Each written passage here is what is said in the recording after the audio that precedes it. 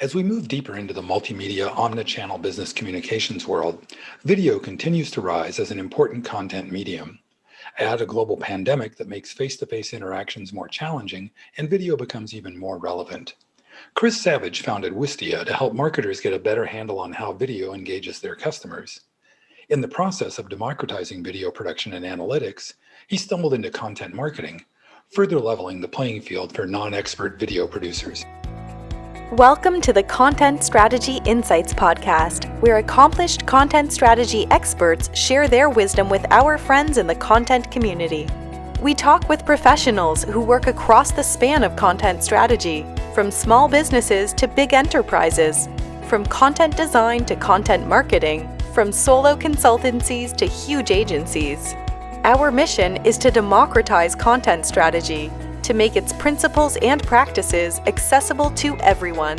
And now, here's your host, Larry Swanson. Hi, everyone. Welcome to episode number 87 of the Content Strategy Insights podcast. I'm really happy today to have with us Chris Savage. Chris is the CEO and the co-founder of Wistia, the video platform.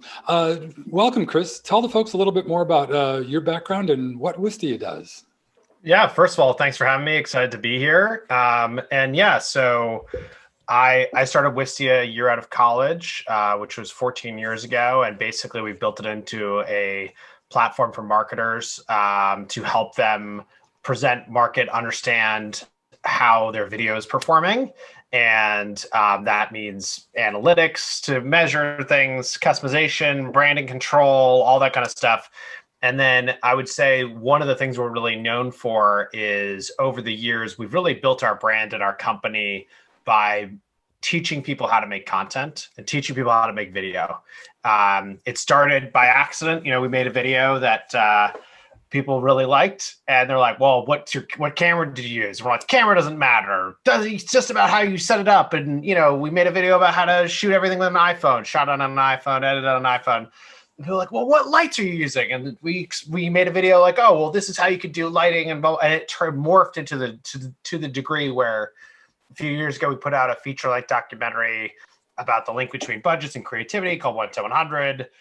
Now we make tons of podcasts, have giant video series, and basically the way we built our company is by trying to be our own best customer. So, actually making the content to teach people how to do this stuff, and then, using our platform as a way to actually build and grow the business. Well, I love that you were kind of dragged kicking and screaming into it, though. That's pretty funny. And now it's all you do, and it works really well. So congrats on that. Thanks. I feel fortunate that people force us to do this. Well, one thing I wanted to kind of contextualize you right away. I think almost everybody knows about YouTube. Most people know about Vimeo. And I think it's mostly small businesses and medium-sized businesses that do marketing and want to have more control that know about Wistia. But can you kind of contextualize how Wistia fits in that video hosting kind of marketplace? Yeah, basically, YouTube is free, but in return, there's going to be ads on your content. You're not going to it's going to be harder to drive the traffic to your site. And so if you're looking for something that has more control over how the player looks, how it acts, interactivity within the player, capturing leads within the player, hooking it into all your marketing systems, all that kind of stuff. That's the sweet spot that we focused on. So we definitely compete with Vimeo. They're a great business. They're more lower in the market in terms of what they offer, less customization, less support, but cheaper product. And for us, we're really focused on those people who are real marketers, and they are using video to drive their business forward. And when you're doing that and you're investing a lot in it, you want to understand it, you want to improve it, you want to iterate on it. And that's kind of the sweet spot that we focused in on. Nice. And and I know that visual content just becomes more and more important all the time. And I don't know if it's that or the pandemic, but you guys, I saw a blog post you did recently, or that Wistia did recently, that you've almost doubled or more than doubled your usage this year. Well, tell me, what do you think's going on there? Or you probably know what's going on there because you're the analytics guy, right? Yeah. No, what that blog post was talking about in just the first few months of COVID, actually. The viewing across Wistia customers, the existing Wistia customers at that time, and we've grown a lot since then, went up over 120%. And so that's a lot. And what has been happening is basically everyone's forced to be at home.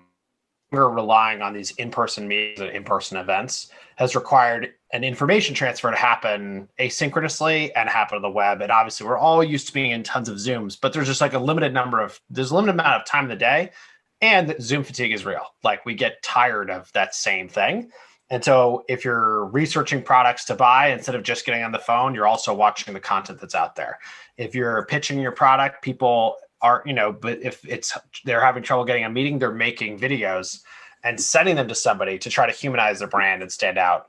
And there's just like, I think also a moment where, I don't know if you saw this, but there's been 1 million more businesses registered in the US this year so far than last year at the same time. And so there's an enormous explosion of entrepreneurship that's happening because people are out of work, they're innovating, they have time for that idea that they want to try.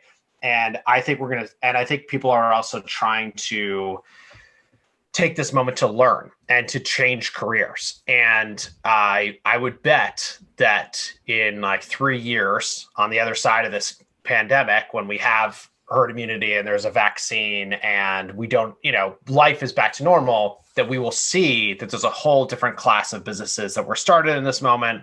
There's probably enormous job shifts that took place.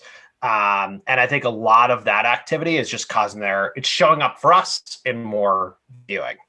Yep. Now that's interesting too, because you're seeing both sides of that though, right? You're both seeing an increase in consumption of the video content, but a lot of these 1 million plus new extra businesses that have been founded, are you seeing growth in the supplier side of your equation as well? Yes. Signups are way up. The amount of videos being created is way up. We have a product called Soapbox, which is it's a tool to let you record your webcam and your screen simultaneously. It's designed for somebody who is not a video producer to make a video that looks pretty good and to do it very quickly. It's all on the web. It's really fast. And Soapbox has been around for 3.5 years. And it was like chugging along, but we had felt like it was like early in the market in the sense that the people who were using it were like, bleeding edge adopters. They're like, I'm making videos for everything. This is amazing. You talk to the average person, like, I'm just going to meet someone in person. I'm not going to make a video. And we've seen an absolute explosion there in terms of the amount of videos being created, the amount of people using that product. And everyone I talk to in the space has seen the same thing, which is, like it or not, we've all been forced to adopt new technologies, or some of them aren't even new, but we've been forced to adopt them to get into this modern world. And I think that it's more businesses being started, but it's also just more businesses pivoting, right? Like if you relied on being in person, you have to find a way to get your knowledge and your help out into the world. And video tends to be a really good way to do that because you can show who you are. You can show your human self. Yep.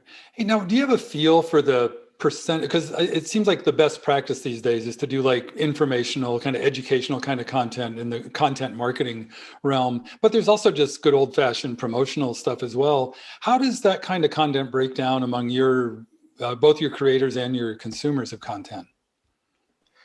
I would say like everyone ends up doing everything. It's just a question of how you get there. So there's people who start with doing more promotional stuff and then realize like they're promoting products, but they're missing, something's coming up. It's almost like when you build a muscle that you can confidently make video, you start to see problems through that lens of like, well, can I automate this part of the demo that we're doing for everyone in sales? Can I automate this part of support that's coming up over and over again? And if it takes an afternoon or less to make a video, you can do that and never answer that question again. And so it really does seem like it's happening everywhere at once. It just depends on, what problem you start with solving and then how sustainable your solution for making the content is. Right. And that makes sense that like there'll be some people that have like a kind of complex but easy to fix product thing that they'll just make a support video and that'll do their so they're kind of you're outsourcing a lot of the what would have been conversations like you were saying a minute ago that a lot of it was like, oh, I'm just going to see that guy when he comes in the store, and it's like, oh, maybe I won't. Yeah. Well, hey, among that kind of content, you mentioned that there's the Soapbox tool. Is that like a online kind of production tool? Does it matter? Like what kind of? I was going to get what to, is it? Yeah. What is it? What does Soapbox do? And so it's a Chrome extension. And when you install it, you click record and it records, it does a countdown, it records your webcam, or if you have an external camera that's hooked up, you can select that. And then records your screen. And then you have these two tracks that have been recorded. So you have your webcam that you've been talking into, and you have your screen. And it might be, maybe you have a presentation you're showing off of the screen. Maybe you're doing a demo of your product. Maybe you're showing documentation. I don't know what it is. But you have those two things. It records both tracks. And then after the fact, you can pick, do you want to just show the webcam? Do you want to show both the webcam and the screen, or do you want to just show the screen? And then it just does nice little transitions between that. And so it's designed that you don't have to actually edit anything. So think of live television. The way it's interesting is they just cut from camera to camera. But if they stayed on one camera the whole time on someone talking, it gets pretty boring. And this is the same trick, just brought to life for the average person. And what it means is you don't actually have to do editing. So if you missay something in a presentation, we missay things all the time. We're human beings. Like, if it's horrible and it's a short video, just redo it. And if it's a long video, be like, that's not what I meant, and continue on. But it's all to make it as easy as possible for someone to make something really quick that looks really good. That's great. And you mentioned you can use just the camera in your computer or an external camera. Is there any evidence about the quality of recording? I've heard, for example, that audio makes more difference in the video quality. Are there kind of rules of thumb or truisms that apply in video production? Yeah. So the rule of thumb around audio is a great one, because it's like, if you have great audio and crappy video, it is assumed that it is a decision to have crappy video. And so you can have something that sounds really good and looks crappy. Like, no, I guess they meant to do that because it sounds really good. And if someone's speaking really clearly, and also I'll say captions are a really other important thing here. If you have captions, that's much more accessible. You can get your message across. And if you have a video that looks good and sounds terrible, people will turn it off. I think quality matters for sure. The higher the quality of something you make, often the brand feeling is more elevated. But today we're working in a world where right now you can see behind me a bedroom. I'm in a bedroom. I can see you have a bookcase behind you. Neither of us has like stunning shots for our backdrops, and that's how it is for everyone. And so the playing field has been completely equalized at this moment from a production standpoint. And, if you're going to go shoot in person, you got to be doing it in a place where there's like low community spread. Everyone's getting tests. People are wearing masks. There's distancing. There's a limited number of people without their masks on, blah, blah, blah, blah, blah, blah, blah. And so it just makes it all harder. And I think that for that reason, there's an opportunity right now. And that's another reason why people are making content, is like, it's almost your fear of hurting your brand. Well, if you're hurting your brand, then CNN is in deep, deep trouble, because a huge amount of people on CNN are at home and their kids are interrupting them, and it's all normal now. So I think that we can all cut ourselves some slack in this moment and try making things because we can, and it doesn't have to be as elevated as it normally does. That's great. And so if the production value, the production level is sort of evened out, are there things that like civilians like me can do to kind of get closer to CNN or that, our professional studio? What's the next level up from, now that we've leveled the playing field, how do you rise above it a little bit? Okay. Next level up, if you're shooting in front of your computer, is going to be upgrading your webcam. So you can get an external camera, and any camera that plugs with HDMI, you can get and plug in and use as your webcam. I have an external camera I'm using right now, a Sony, and it gives the depth of field and it makes the picture quality higher. And it's a one-time setup thing. It's hard to find these cameras. They're sold out, but that is something that you can do. There's a great little app called Camo, and you can use your phone as your camera, as your webcam. So you can set up your phone, like you have to attach it to the top of your computer or monitor, but it will act as a webcam in all of these apps. I think that's great. I think the next thing is looking at lighting. And if you don't have access to lights, you want to set up where you're recording to try to get the lighting on your face to be even. So the easiest way to do that is to face a window. So if you just have a laptop, you can actually make it way better. If you go and sit, so you're facing out the window and the light's coming in, and the sun is very bright, it is brighter than anything else, as we know. And it will hopefully, unless it's truly, truly direct light, it'll fill out your face. And what you're trying to do is remove shadows. And so first thing is camera, second thing is lighting. You can get an external mic. Those are actually back in stock mostly. The Yetis are good USB mics that a lot of podcasters use. Are about $100, but you can put together something with a window and a mic and the Camo app for like $150. That looks much better than your average webcam, and sounds much better. And the same thing, that very similar to the setup that CNN correspondent is doing. That is a part. That's what they're all doing. I mean, really, the thing that elevates is the lenses that are being used. So the external webcam, having depth of field, and the lighting. And if you really, really dial in the lighting, you can get something that looks absolutely amazing with the exact same camera. Got it. And actually, I'll include links. I saw a bunch of stuff on your website, as you mentioned at the start of this too. You've done plenty of content about how to do all this stuff we're talking about. So yeah, if folks want to go deeper, I'll link to your because you have like a resource area, right? Yeah. And another thing I wanted to ask about. Now, once you have this nice video ready to go, how are you like? We just picture it like I picture like a web host. You have your website hosted and they serve up some files. Or I do a podcast, so I have a Libsyn, hosts my media files. What does that look like for once you get into once you start hosting video at Wistia or something like that? What does that look like from kind of the user perspective as the business who's publishing the videos? Oh, what's the experience like in the product? Yeah, exactly. Yeah, exactly. Yeah, I mean, basically, we've tried to create an experience that works if you're just getting started, if you have a few videos or if you have like a huge amount of them. And it's the interface is all set up around organizing videos into groups, projects, and then we also have something called channels. Channels for us is a tool you can, with no coding, you can build a Netflix-like experience that you can embed on your site. And looks beautiful, has video backgrounds. You can have subscription built into it. Like, think of it as like if you took a YouTube channel and a Netflix, but more of like a Netflix UI, and you put it on your website, your domain, and then you made it so people can subscribe there, and then you can actually publish to that channel from your account. So you can upload a video, decide when you want it to go live, publishes to your channel. Then you could also, from Wistia, publish it to YouTube or Facebook, a few other places, and you can organize all of your stuff in one place, have the data all in one place. And once that's happening, you have the viewing data on every video. So like, it's all anonymous, because we don't know who people are, but people are coming in, and what are people skipping? What are they rewatching?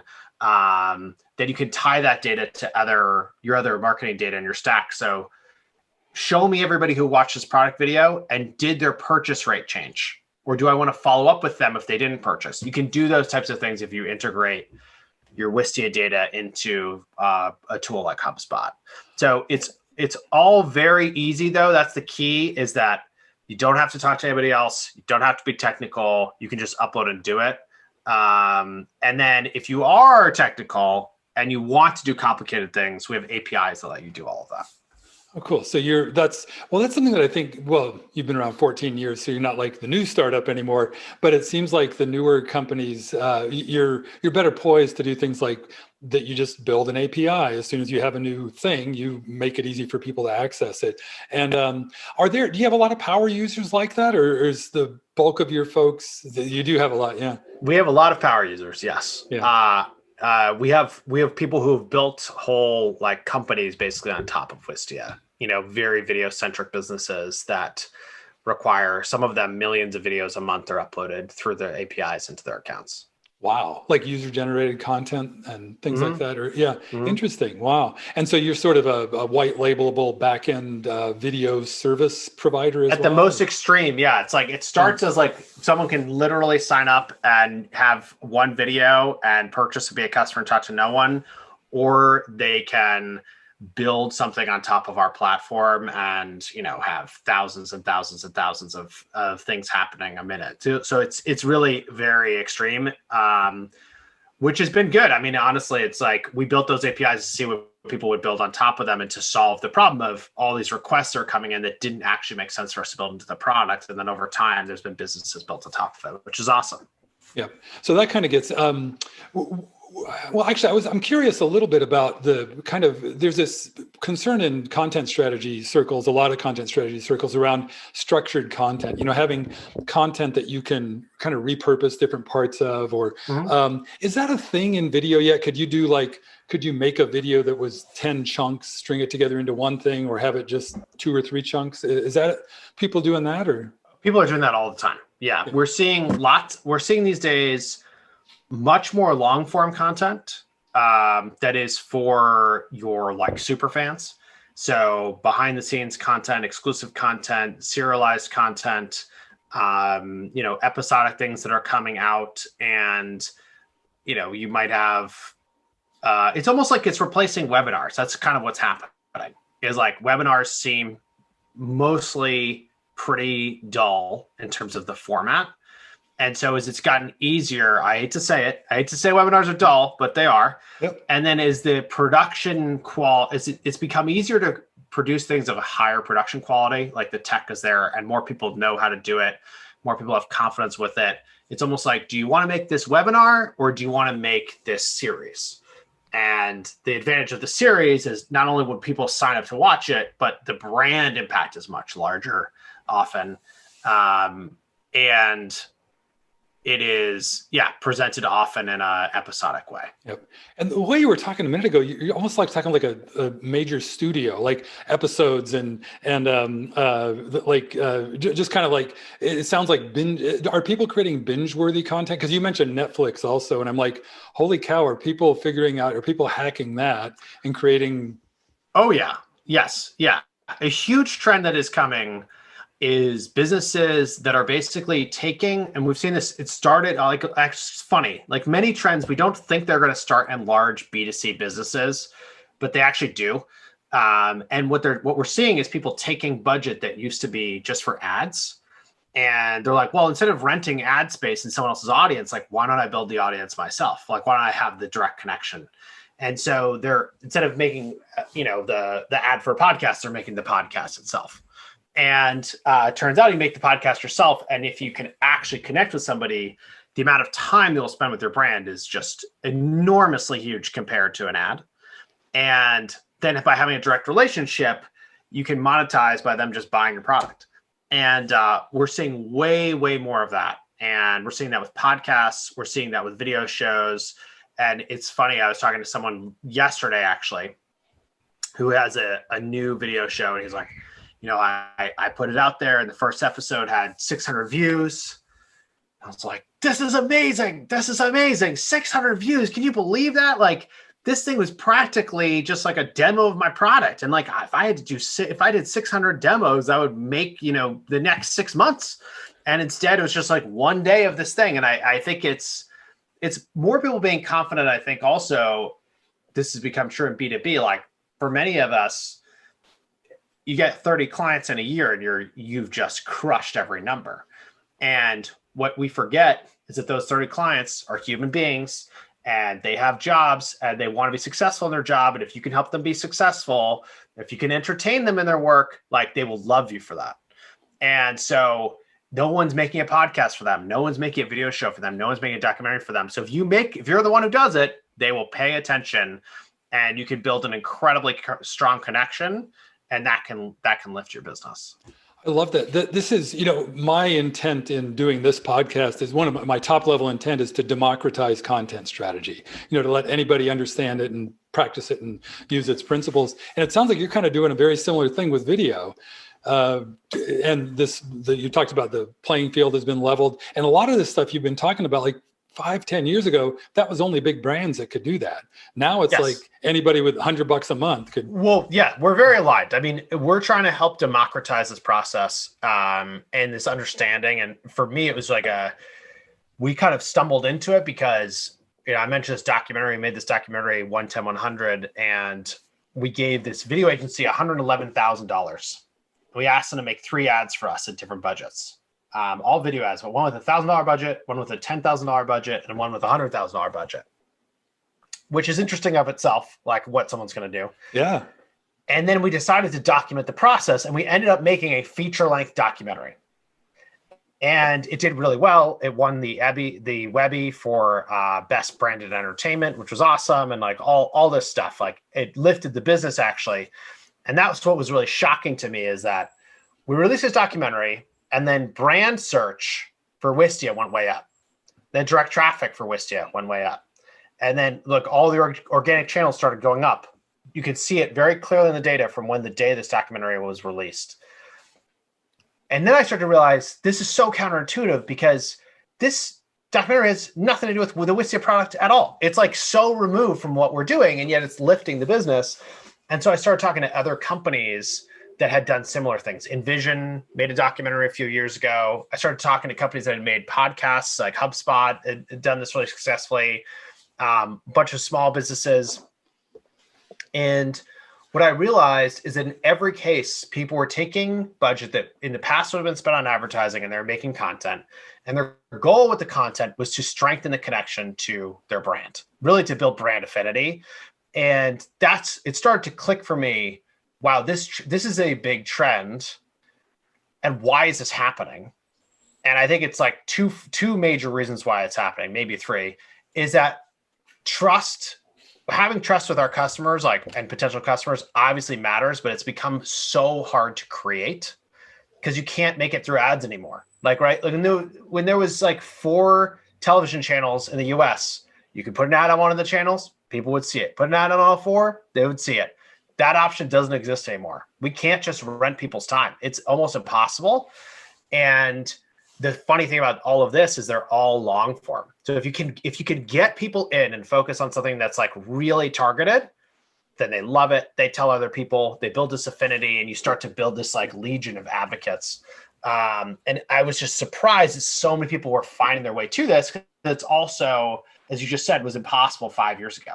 And it's just the fact that the tech is there, the production is there, enough people are there, understanding is there, the distribution is there, that suddenly, all of these businesses, we can act like media companies. And instead of monetizing with ads, we can monetize with whatever we normally monetize with our services, with our product, whatever. Hey, and I want to ask you about it, because you have the data. That's one of your big selling points, is that you've got the analytics and can analyze all this stuff. Can you demonstrate that for people to show that, okay, you compare it with, okay, you spent $1,000 on advertising, you got crummy stuff over here, and you spent $1,000 on this video campaign, and boom.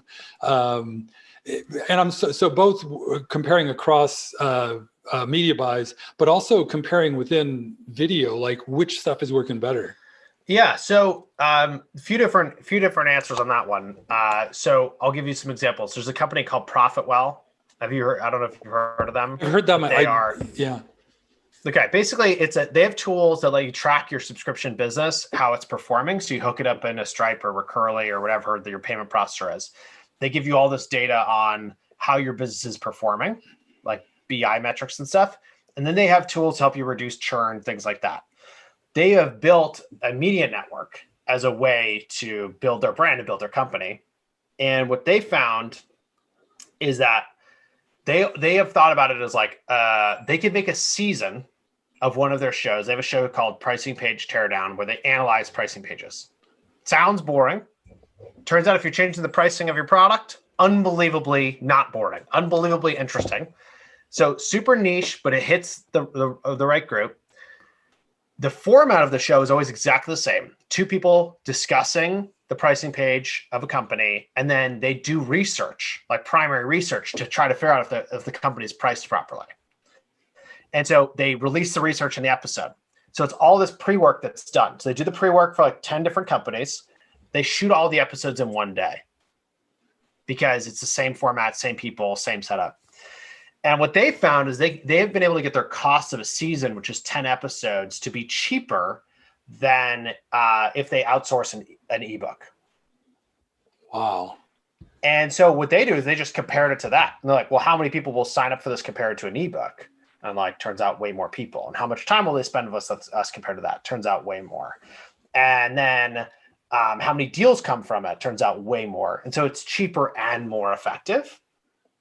And I think there's a lot of parts about that are really good, but it's like figuring out the format, making something repeatable, thinking about the production, and just really nailing all of that. And then on another example, really extreme example, actually. So MailChimp does this. MailChimp took 100% of their advertising budget from 2018, and they put it all into content 2019. And so they have a part of their website now called MailChimp Presents, and it's all original stuff. It's podcasts, it's documentaries. They've actually licensed old documentaries. They've licensed short films, and it's all about getting people to spend time with the MailChimp brand. And in this case, it's like MailChimp paid for this. Enjoy. And it's wild stuff on there. Things that seem impossible for MailChimp to do. But all of the content that MailChimp has sponsored and created, it aligns with their brand values. So if you're watching it, you feel empowered. You feel like an empowered entrepreneur, which is how they want you to feel. And when they used to do all their advertising was all trying to make you feel empowered to be yourself and to stand out and do things differently. So they just took the same model they're using for their ads and put it into their content. And what they found is that if people engage with an episode of content, and that often means 20 minutes of time, that they are much more likely to move forward basically at every stage of the funnel. So if they're considering within sign up, you look at the group of people who watch something and they haven't signed up yet. If they end up signing up, they're like twice as likely to sign up. Same thing on the purchase rate. Same thing on churn even. Churn is reduced. And it all makes sense if you think about it. If you have a lot of affinity for a brand, you're willing to put up with more stuff. You're willing to ask more questions. Like if someone tells you Wistia is amazing, you're like, well, I've heard it's amazing. And if it's not working for you, you must be like, why isn't it amazing? I should go try to figure out how to make it amazing. But if someone tells you Wistia is crap, then you go try it, doesn't work, you're going to just leave. So it is a lot of this is like the setup of how we get introduced to companies matter. And that's where this content can have such a huge impact is if you can go in with a strong connection, you're more likely to be successful and you're more likely to move the numbers of the business. And this explains why people are so focused on engagement these days and why video and everything you just said is like, oh yeah, and video is pretty engaging. I can see how that happens. Hey, Chris, these conversations always go way too quickly. We're coming up close to time, but hey, I want to give you a chance. Is there anything that's occurred to you during this conversation or that's just on your mind about video or content or that you'd want to share with the folks before we wrap up? Yeah, I would say, we've been talking a lot about video. I think the thing that's on my mind is, people always expect me to be the video guy, which I have been, but I will also say like, the truth of all of this is that the audience is in control, and the audience, they get to choose how they consume the content. And that's one of the biggest shifts we've had. If you have unlimited content, and you only like to read stuff, guess what? You're only going to read stuff. Or you only like to listen, you're just going to listen. You only want to watch, you're going to watch. And I think that is actually really important for all of us. If we're putting messages out to the world, we have to think, okay, I have to give my audience all the options.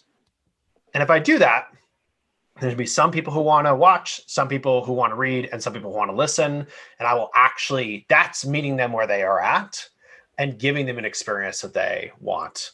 And so for us at Wistia, we've been switching towards, and actually, I don't know when this episode is coming out, but in the next couple of weeks, we're launching support for podcasting.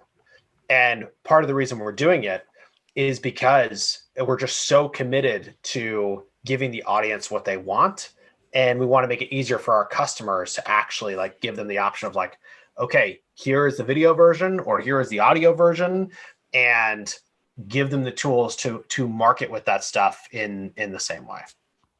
Cool. Yeah, I'm a little behind on productions, which is good for you because I'll include a note to the link to the new podcasting service in the show notes.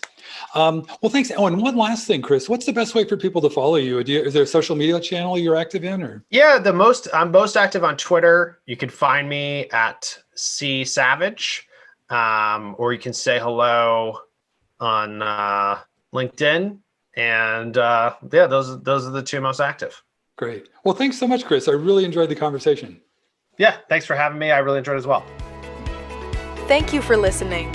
If you can think of a friend who might enjoy this episode, please share it with them.